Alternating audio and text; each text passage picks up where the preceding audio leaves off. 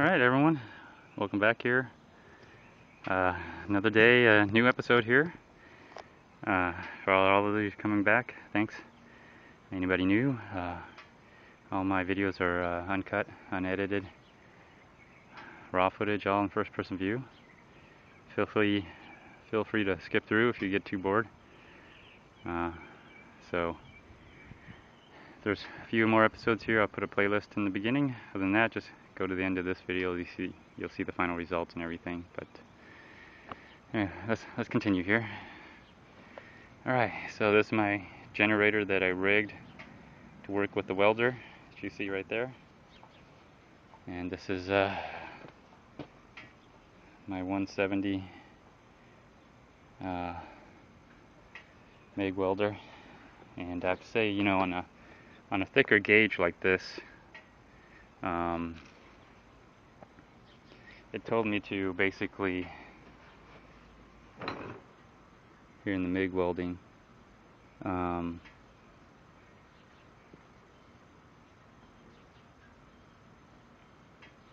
it doesn't allow for a 0.30, so it just says max 2.5. But I looked at the other setting for oh yeah, that's MIG welding, sorry. This is flux core, here we go.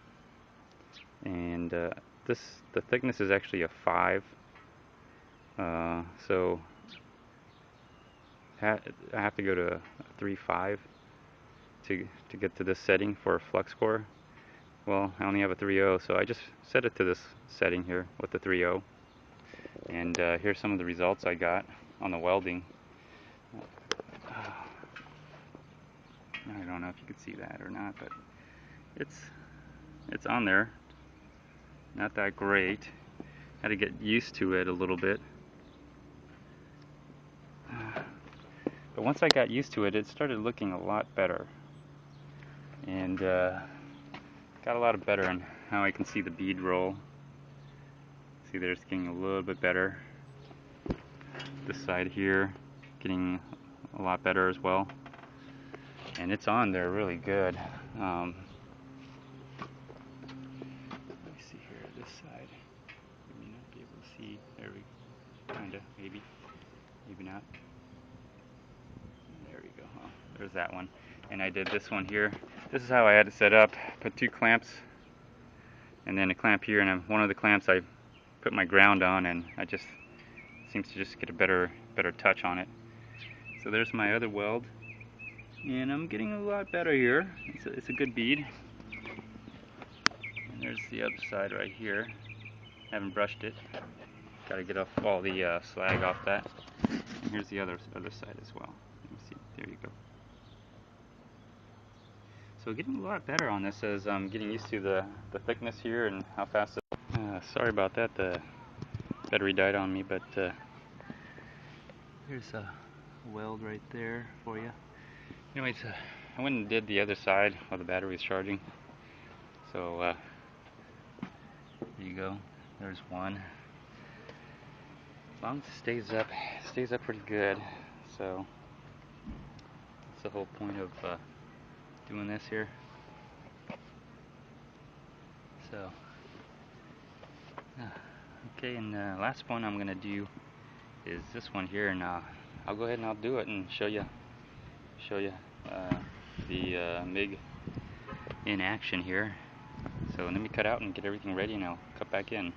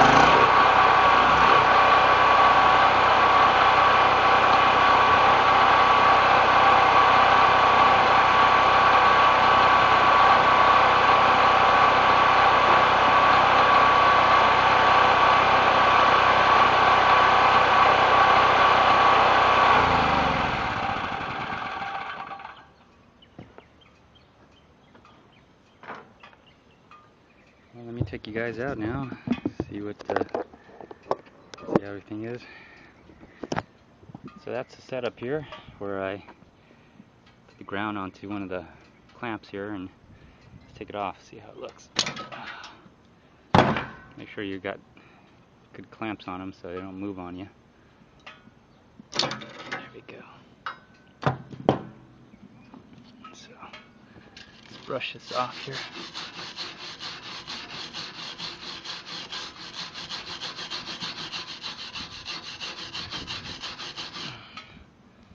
That's that weld, if you can see it right there.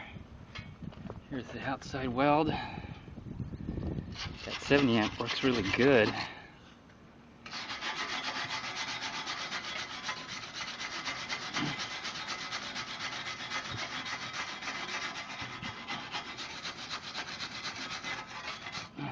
That's that weld out there. I know it's not pretty, but it's welded.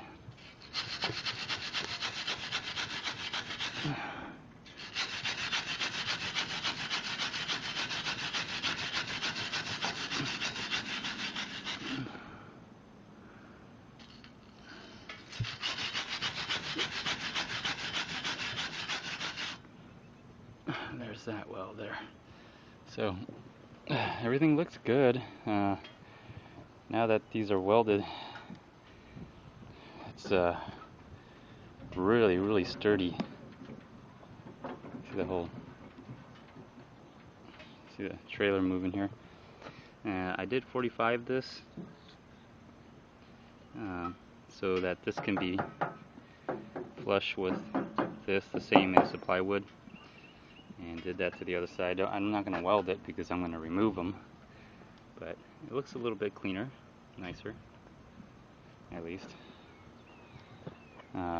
So whew, that's what I've got done so far. I get the plywood and put them on. Of course, thanks to the generator and the my little electrical plug that I rigged up here with this nice little welder. Put a link on there if you haven't already seen it. It's been really popular. How I basically rigged this up to work with the my generator, because I don't have a 240 volt. So I made my generator a 240. So it's maybe cheaper because I don't have to install wire. Anyways, I'll cut in and cut out, and this is what I've gotten done so far. It's slowly coming together. I think the angle iron around the frame looks a little beefier now, and then now that I welded it, yeah, and bolted it down, yeah, it can hold a good load in there without breaking or anything. Anyways, I'll cut back in. Thanks. Hello everyone, welcome back. So I'm cutting back in here, and sorry I haven't been keeping up to date, but I've been really busy. So cut the plywood, and here's what it looks like. And unfortunately I made a small little error in my measurement here. You can see here there's a gap. Well, this is 3 feet. I wanted it to actually be 3 foot 6 inches, which would have been here. I think 4 foot would have been about this high, but I think that's a little too high. Anyways, I mismeasured, and by the time I figured that out, I already cut 2 boards here, and said to myself, well, that's alright, I'll just do 3 foot, but as you know, I already welded this on here, but I'll go ahead and just leave a little gap. So this is what it kind of looks like so far, and a little gap is alright. And I need to weld these here. Let me get a flashlight real quick, and that way you all can see.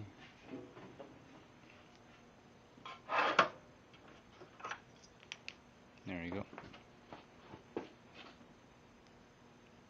So I just need to weld down here, and if you notice the bend on this, if you look at that, it has a little 90 degree right here.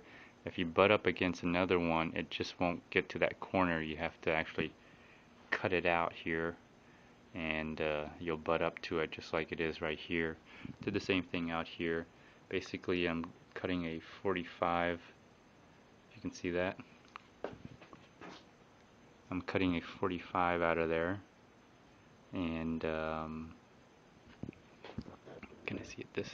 Maybe not, but that's what I'm doing. I'm just cutting so that this edge right here, I'm cutting that out right there, just like that, so it can fall right in here because this is a little bent over.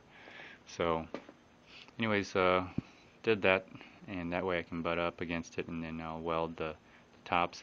I'm not going to join here, and at first I was considering recutting this because this piece here is it needs to be pushed up a little. Anyways, I'm going to put a corner here, and it's going to be mainly bolted and just support this corner. Foresight, I would have done, you see how it leaves a little empty gap right here? I would have actually extended this out, and I would have 45'd it. Even though they're not ever gonna, be welded, at least they would have met pretty close. But anyways, in future reference, when you do 45, make the piece a little bit longer.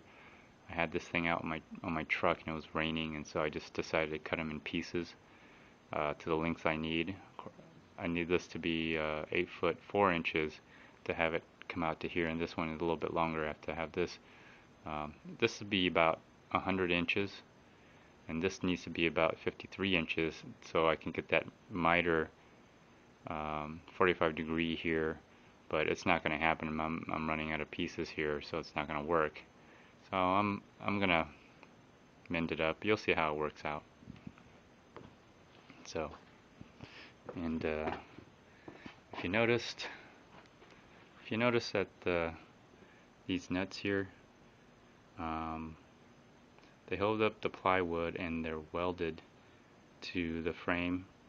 That way I can take the plywood off from the inside here. And let me see, I'll show you. See right there, I welded the nut to the frame. So same thing on here, and they're basically on here. I'm going to put them all along down here every so, just to keep the bottom from moving around. But it's on there pretty good. And what it is here it is. Here's a washer and a nut. Washer and a bolt, hex bolt, 10 millimeter bolt here. So what I'm going to do is, when I want to remove the plywood, because this whole section of the walls here is all removable because they're just bolted on the floor here as well. So when I want to remove this, all I have to do is just unscrew this from the inside, because the nut is fastened to the frame, or not fastened, but welded to the frame. So this bolt is just gonna go get unscrewed, and I do that with my impact, my air ratchet, right? Let me see, what is it? Air ratchet. So I just go and get my air ratchet and just start loosening these screws, and the washer and the bolt comes right off. And then I can do this from the inside, really fast and easy. What else did I do here? As far as the top goes, adding the top to this, I think just makes it really sturdy. I haven't decided what to do with the back yet, but my last trailer was about 3 foot. I made 3'6", which I actually miscalculated. Anyways, I'm testing out this 1/2 inch plywood is what it was. 1/2 inch plywood, 4x8 sheet. having this 4 foot from down here to up here would have been way too tall. Actually, it would have been up here, and it just seemed a little awkward how tall it was for the size. So having this, I can work with it as I put stuff in if I need to. I don't think this gap is going to be that big of a deal as I put in. I'm going to be putting in cardboard, so as cardboard gets in there, it's going to be bulky anyway, and it'll give me a little bit more space to work with, but that's about it. But I think I can still work with it. And again, this wall is all removable. The back wall is removable. This is just junk I've had from working in the on the trailer. A lot of junk. And here's my frames. These two are going to be going to the corners up front. There's another one right on top. Originally I was going to use this top piece here to, it's not on, it's just there, to replace it with this piece, but it's short half an inch or 1 inch. I need 53, this is 52 inch, so that's why I decided not to redo all this and do a miter. It looks cleaner, but oh well, that's too bad. Maybe for any of you guys who are going to do something like this, you need to make the top pieces longer if you plan on mitering, because it needs to be longer than from here to here. It's 8 foot for, it's the right size, but to miter it you need the piece to come out here, so the corner piece can be mitered going this way. Same thing for this side. This corner piece needs to go out further and then be mitered inside. So this would be, the right size. Your outside miter cut needs to be longer. Same thing, outside miter cut needs to be longer. Your inside cut, it's going to be 45 right here. So, oh well, that's something that I guess, you guys can learn from my mistakes here, but it's alright. I'll still work with it. It's all a work in progress. So, anyways, that's what I have up to date. And another thing is this: since I probably added 300 pounds, maybe even 400 pounds to this. I think one 20-footer was about they weigh somewhere between 50 and 75. I'm not sure. I have to check, but I got 6. And I probably got a good, maybe even 4, or maybe even 500 pounds here. Even if I've had 600 pounds here with the plywood and anything else, that still gives me a little bit over 1,000 pounds of capacity to work with. So it is getting heavier in my, and I have to let you know that the frame right here, this particular frame, it's pretty weak. And if I left it here with this stand, the trailer jack, it does have it move up and down. It helps move the hitch up and down onto my ball, but it bends.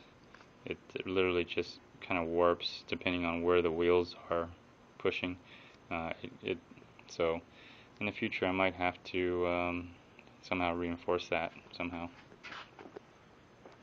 So anyways, there you go. There you have it. This is just an update to all I wanted to do. And another note is, when you make these holes here, what I found was, this is going to be, I can do probably an update, but I just found out something cool. I was doing at it, if you remember my episode series, or my episode on the half-inch corded hammer drill, which I use mostly as a drill in this particular case. But as you know, if you remember, that these little high-speed steel, the high-speed step steel drills, one of the issues that I was having was that these things were getting so hot that they would leave these burn marks. Nope, sorry. See, they would leave those burn marks, and then you couldn't get past. I could only get up to like a 3/8 before it would really start stalling and way overheating. And one of the ways I prevented that was as I'm doing these holes, and I'll probably show you, or maybe doing a field test update on the 1/2 inch, but I took my air hose, and with your air hose, I had one of the subscribers make a comment, and was saying I should use cutting oil, which I did on some of the holes, and it didn't really make much of a difference. It would just got so hot it burned right off. But I looked into lubricants, machine lubricants, machine oil or something like that, or cutting oil, and I found that another way to cool off your metal and your drill is to use air. Blow air on your drill and your metal while you're doing this, and it will cool the drill and the metal. And so in one hand I had the air compressor, here, like for example one of these, and while I was drilling, let's see here, how did I have it? So I had this in one hand, and then I had my, there we go, something like this. You can see that. There we go. So I was holding it down here like that. In my other hand I was holding the handle, of course, and as I was drilling, sorry if you can't see that, there you go.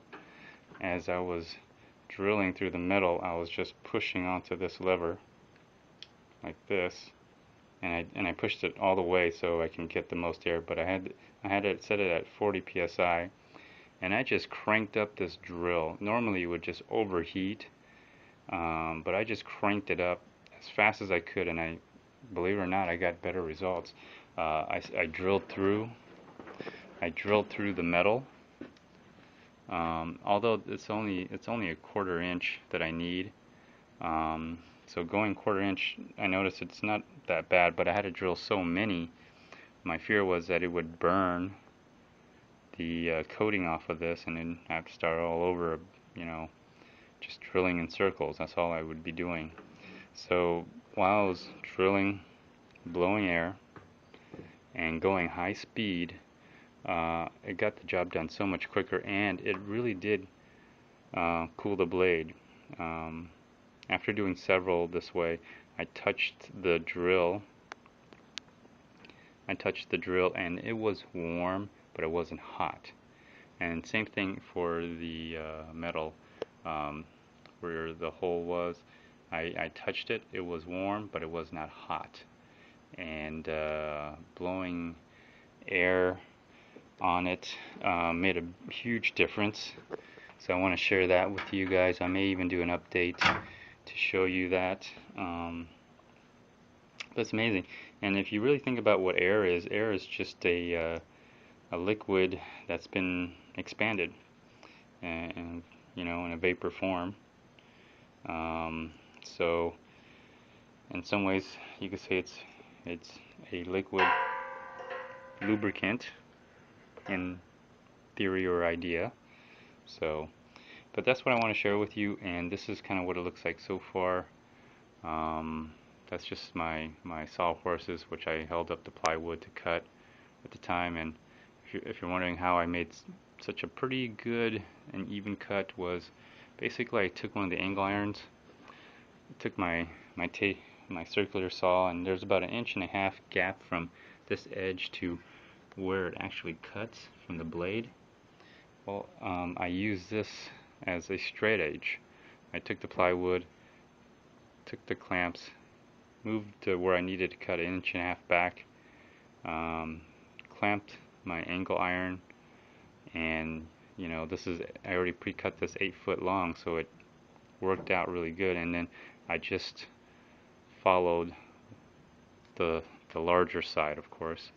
I followed that, just pushed up right against it, pushed the circular saw right up against the angle iron, and just followed it, and it made a straight cut. And then I did it the second time just to shave off anything else. So that's one way of doing it. And also, it helps to have a if you look at the teeth on that, it helps to have a plywood blade. So ones with many teeth, which you can get at Harbor Freight actually. So let's see what it looks like here. There you go. That's kind of what it looks like, and it's supposed to be really good for plywood, make smooth cuts, and it did. It made a very good smooth cut. So I just went over once, twice, just to get rid of any uneven bumps. And so that piece right there is for the back, which I gotta figure out. And I finally decided I'm gonna hinge it on the bottom. I added the extra bolts here that normally would have been this bolt right here.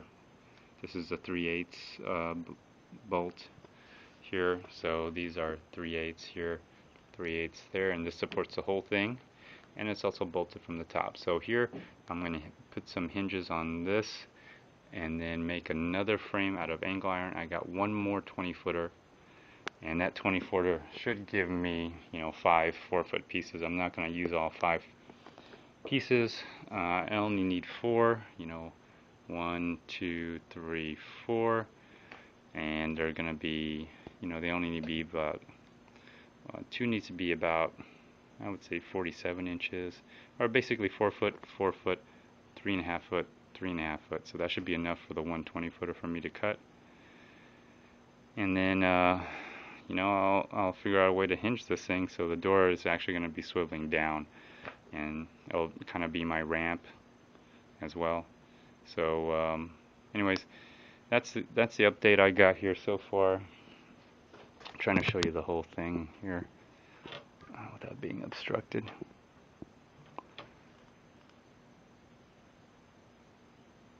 Anyway, let me see if I can get that to focus a little bit better. There we go. Slightly better. So that's what it looks like. Just giving you all an update here. And then I'm also going to put corners. I don't know how to. I'm going to have to try to figure this out, but eventually I'm going to put some corners up here along with the swinging door. So it's still a work in progress. And so anyways, hopefully this gives you some ideas. I think it definitely looks beefier. It is heavier, but the nice thing is it's also removable. And who knows, I might get another set of angle iron because I really like the way it was set up here and there on the bottom portion of the frame. But anyways, I'll just cut out from here, and if you have any comments, feel free to make any comments. Also, like, dislike, even do a video response. Also feel free to subscribe. I often do field test updates on this, for example, this trailer and other tools that I do as I use them. Also get new things here. If you haven't already seen the freebie for the 3-inch high-speed cutoff tool, that's a freebie. You also have access to my Google Drive with all the coupons. As these new deals come in, I'll let you know. I'll also do some special episodes on the coupons that you'll have access to the whole thing, the whole Google Drive. versus what I usually do is just do a month period of coupons at a time. And so subscribe, that way you get the instant feeds on that and get all the good deals and information. Anyways, thanks for watching and stay tuned for the next episode. Bye now.